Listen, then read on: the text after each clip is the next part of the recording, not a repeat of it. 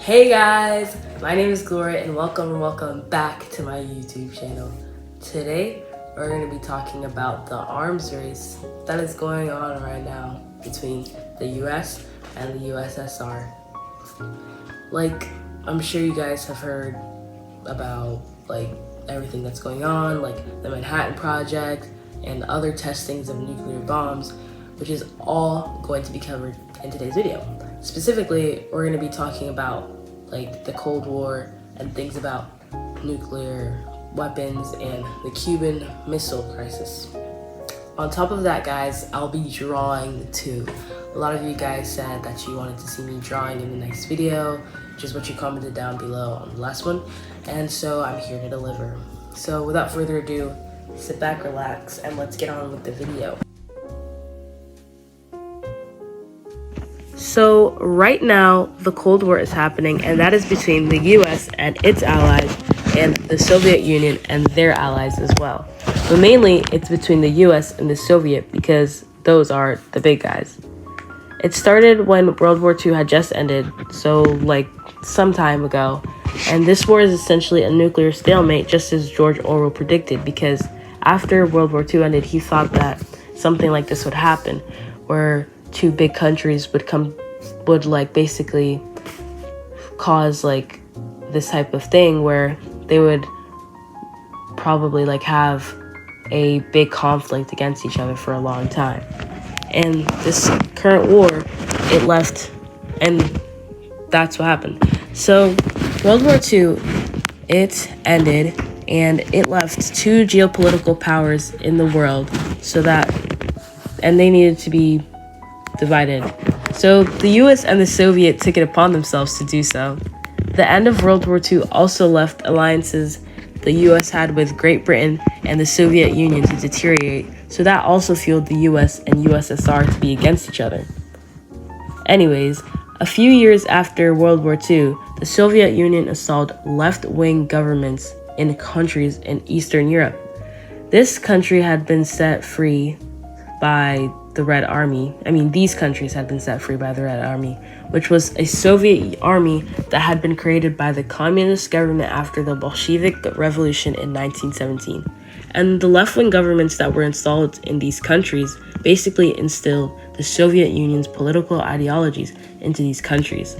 So, America and Great Britain saw this happening and got scared because they were not fond of the idea of the Soviet Union dominating not only Eastern Europe, but possibly the democracies of Western Europe too, which could lead them to turning communist. But the Soviet had determination to try to maintain the power they had over Europe. This was because they wanted to make sure they were safe in case of an attack from Germany, and they wanted to spread communism around worldwide. After the US helped Western Europe under the Marshall Plan, the Cold War was finally established. It brought those countries under American influence, and the Soviets were very open about the communist regimes they installed in Eastern Europe.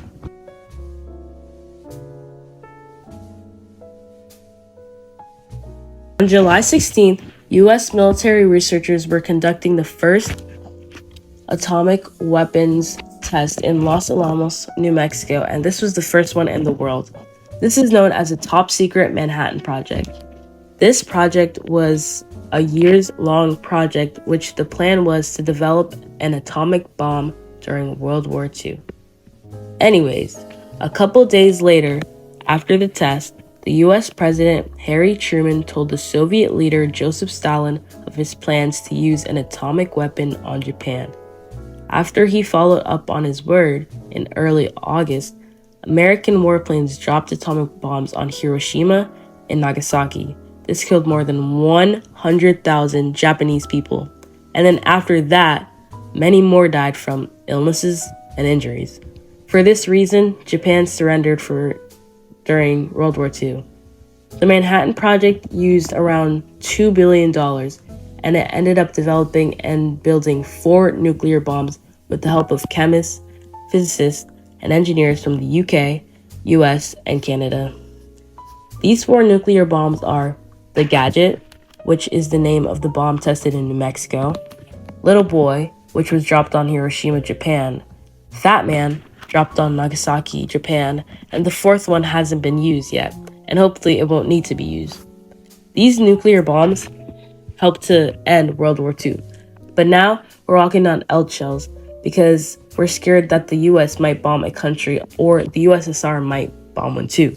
And the whole Hiroshima and Nagasaki bombing with the US and the use of nuclear bombs was very eye-opening because it showed that we're entering a new age of technology and weapons.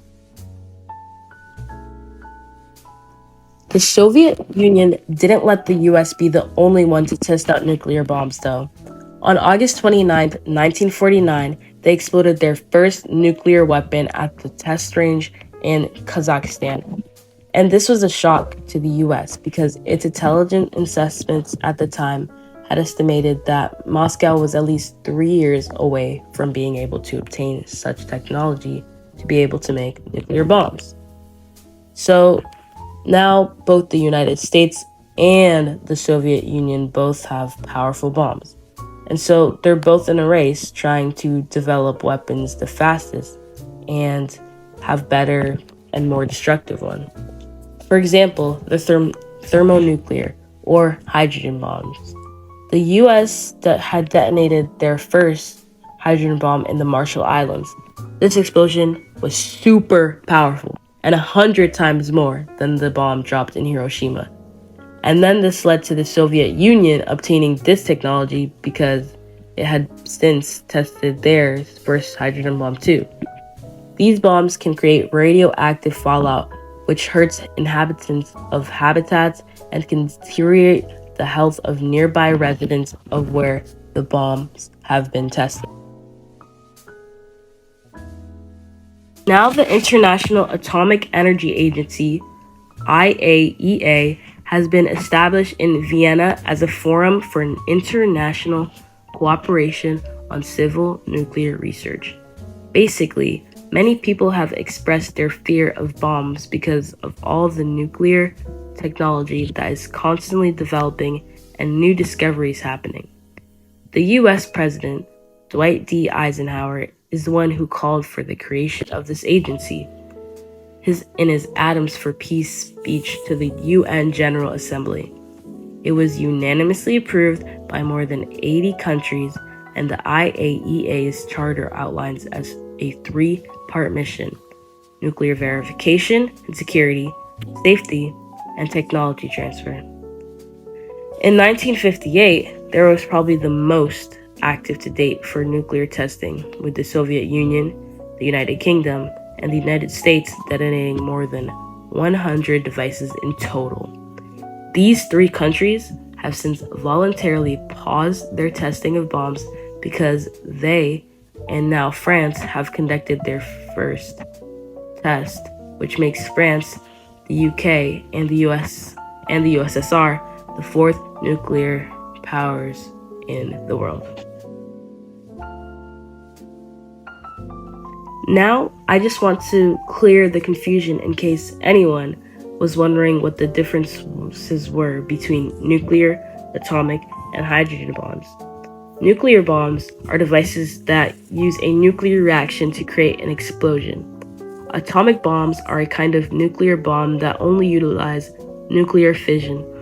Its violent explosion power is due to the sudden release of energy resulting from the splitting of nuclei of a heavy chemical element, such as plutonium or uranium, by neutrons.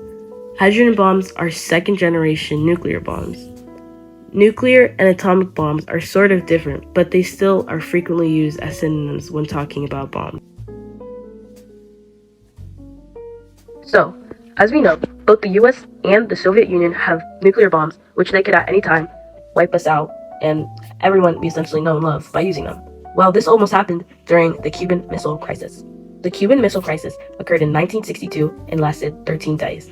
During this time, a year before, the US had tried to overthrow Cuba's new government because it was communist, but they were unsuccessful. This is known as the Bay of Pigs, and it's what made Cuba ask the Soviet Union for help. Nikita Khrushchev, a Soviet premier, happily agreed, but also deployed missiles to Cuba secretly. But the reason for this was to protect the island and counteract the threat of US missiles in Turkey and Italy. On October 16, 1962, military advisors were telling President JFK to airstrike their missile sites, but he wanted to do things in a more careful and less violent way. Instead, on the 20th, he announced that the US Navy would be intercepting all shipments to Cuba. But this sort of thing, called a naval block, was considered war. The Soviets didn't like this, and Nikita Khrushchev even sent a letter to the president saying they saw this as an act of aggression. The United States wanted the missiles to be removed, but Cuba and the USSR insisted it was only for defense. At this point, the US was on the brink of invading. On October 27, 1962, a Soviet missile hit a spy plane piloted by Major Rudolf Anderson. And then, the same day, a nuclear-armed Soviet submarine was hit by a small depth charge, which came from a US Navy vessel telling it to come up from the water. But the people in the Sud thought that it was somebody telling them to get ready for the war and that it had started, so they were starting to get ready to launch a nuclear torpedo. But before this could happen, it needed to be approved by the 3 officers on the sub. 2 of them said yes, but the third one, Vasily Arkhipov, luckily said no, and he was the one who was second in command. Next to this, the US military set itself to DEFCON 2 for the first time in its history. The defense readiness one step away from nuclear, with hundreds of nuclear powers missiles ready to go. Luckily, though, they did not go through with this. This is because, back in Washington, D.C., Attorney General Robert Kennedy met with the Soviet ambassador Anatoly Dobrynin in secret. After intense negotiation, they finally reached the conclusion that the U.S. would remove their missiles from Turkey and Italy and never invade Cuba, as long, though, as the Soviet Union withdrew from Cuba under UN inspection.